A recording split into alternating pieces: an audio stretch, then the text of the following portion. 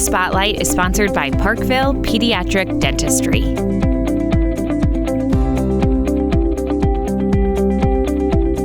Over the last couple of years, I've been learning about the Orff Schulwerk process of teaching music, and that involves singing, saying anything that's spoken, poetry, and dancing or movement, creative movement or folk dance, and play, which can be instruments of any sort, pitched, non-pitched, or body percussion.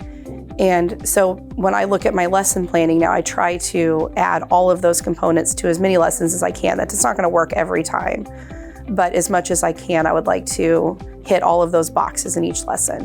When we are doing movements around with some pieces of paper, we usually have a partner or by ourselves, and we get to move around any way we want. That's my favorite part. The approach is a little different than the way that I was taught music, where the teacher told me, this is what you need to do, and now go do it. And in this approach, the kids have a lot more ownership. So you give them time to explore, to imitate things that you do, and then they come to some of those conclusions themselves. So in a second grade lesson I did yesterday, we were learning about form, but the students didn't really know that at the time. They just were exploring with their bodies, with the music that they were hearing, and then they respond to that music as they heard it. I was actually learning whenever I was doing that. And then later we were able to name it and say, that first section, that's section A, and the second section, that's section B, and that's what we call form or musical roadmap.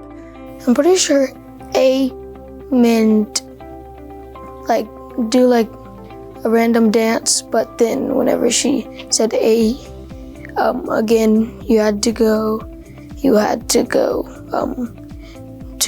your right, but then whenever she said B, you had to go to your left. There were like certain beats, and it would kind of like stop and do one beat, but then it would repeat the beat that it was doing, and then that's how I knew we had to go left or right.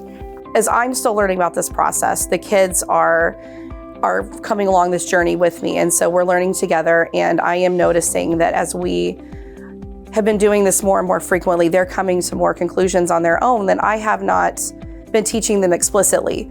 I have an idea of where I want our lessons to go, but the kids kind of take us there, and then they take us places that I may not have planned on us going, which is what's so fascinating to me about the Orff Schulwerk approach, is that the work's never done.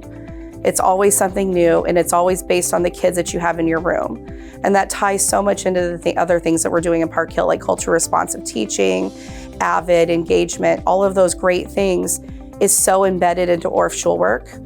What I like best about music class is that if I make mistakes, I just try again, and Ms. Kohler is really nice to others and to me. And if we make mistakes, she just lets us practice and practice until we're better and better. I've noticed since I've started teaching more in this approach that students have a lot more options for what works for them. And what works for them on that day may be different than what works for them on a different day. And so in looking at these pieces as I'm planning, I can pull out, this is the skeleton part of what we're playing. If we're doing something on instruments, this is the absolute most important part. And if there's a kid and that's what they are doing that day, that's what they can play, that's totally fine. No one knows that that's what they're playing, and it works. And then the kid next to them might be playing something more advanced, and that's fine for them. And so they've been learning how to self-differentiate. I don't have to say, you play this, you play that. They get to decide for themselves what they're feeling that day, what their ability level is on that piece, and then they can gain confidence so they can add more complicated, challenging parts for them when they're ready. Or if they're not, then that's fine too.